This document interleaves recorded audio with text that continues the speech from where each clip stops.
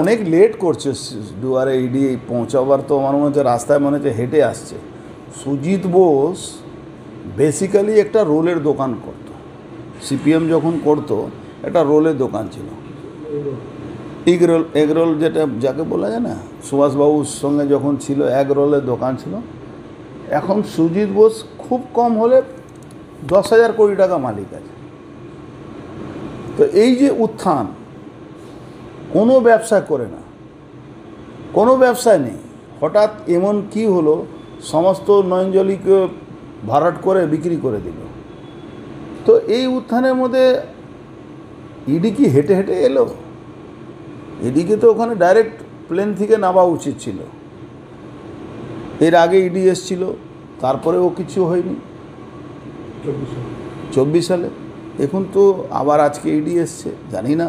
তো ইমিডিয়েট এইসব লোককে তো অ্যারেস্ট করে এদের প্রপার্টি জব্দ করা দরকার। শুধু অ্যারেস্ট করলে হবে না, এদের ফার্স্ট কাজ হলো এদের প্রপার্টি জব্দ করা। কেন এরা কোনো অঙ্কেতে দেখাতে পারবে না কি এদের রোজগারের রাস্তাটাকে, মানে কারো 10% রোজগার বাড়ে, কারো 20% বাড়ে, এর 1000% রোজগার বেড়েছে।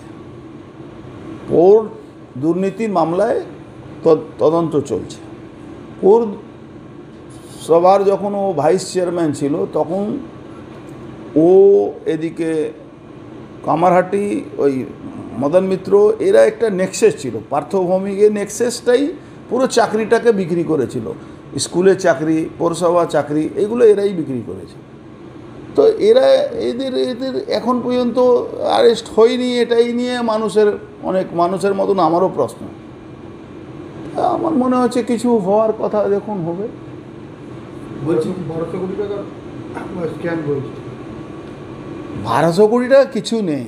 আমি বলছি যেরকম পুকুর ভরাট, নয়নজলি ভরাট করে, যেভাবে ও জমি বিক্রি করে, এই পৌর নিয়োগে দুর্নীতি করে, স্কুলে দুর্নীতি, এইসব নিয়ে হাজার হাজার কোটি টাকা ওর দুর্নীতি আছে। বলছি যে বললেন হেঁটে আসছে, কেন সিডিটি? আমি জানি না, বন্ধ গাড়ি খারাপ হয়ে যেতে পারে।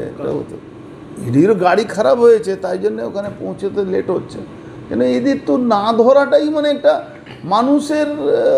মানুষের একটা ফেথ নষ্ট হয়ে যায়। আমি দেখেছি সেন্ট্রাল এজেন্সির উপরেও মানুষের একটা ফেথ নষ্ট।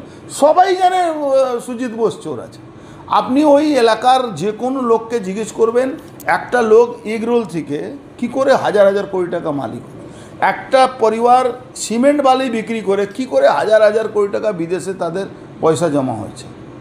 অভিষেক ব্যানার্জি, মমতা ব্যানার্জি ফ্যামিলি হাজার হাজার কোটি টাকা কী করে রোজগার করলো মাত্র সরকার আসার জন্যে।